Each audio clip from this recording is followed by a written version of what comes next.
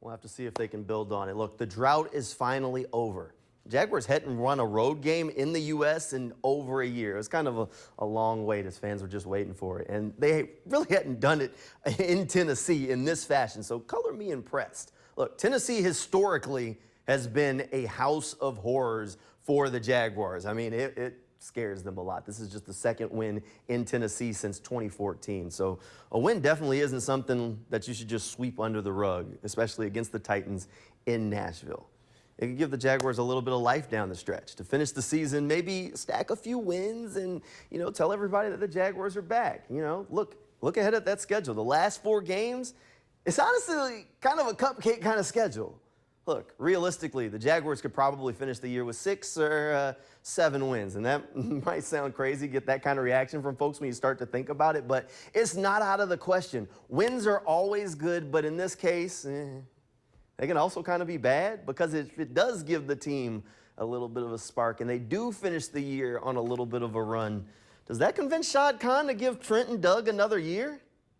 I don't know. Look, that's honestly your nightmare scenario, right? That's something that's really scary because if they do get to 7 wins, that would be the most wins over a 3-year period since Shad Khan bought the team. So change would be far from a guarantee.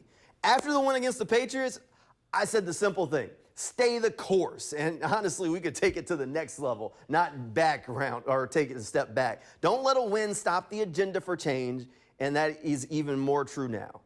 Shad Khan was dropping bars when he dropped the quote to start the season that's going to be the most quoted thing you hear all year. He said that it was the best team assembled by the Jaguars ever. Ever.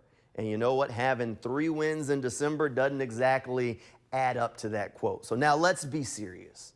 Shad didn't just make that line up on his own. Someone in the building told him that, and I can kind of smell a liar. Doug Peterson said on the record, it wasn't him. That leaves one guy. GM Trent Baalke, unmasked by those meddling kids in the gang, right? All roads lead there. I don't know if at your job, but at most jobs I've ever had, making the boss look bad by giving them bad information was kind of frowned upon. And this wasn't even like a little white lie.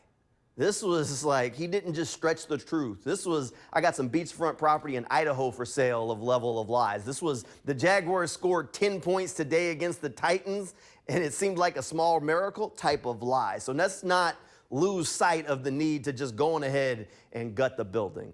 And now while Doug will get most of the blame, the line of folks that needs to start packing their offices has to start with that guy right there, Trent Baalke. Don't worry, we'll find a way to tell him and break the bad news. And you know what? When the owner says that this was the best team in franchise history, that just expedites the fact he's got to go.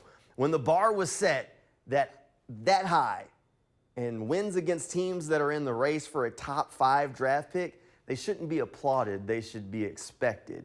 With that in mind, even if the Jaguars ran the table the rest of the way, the only quality team they would have beaten this year is the Colts. So even at 7-10, that should be considered nowhere good enough. 7-10 is still bad.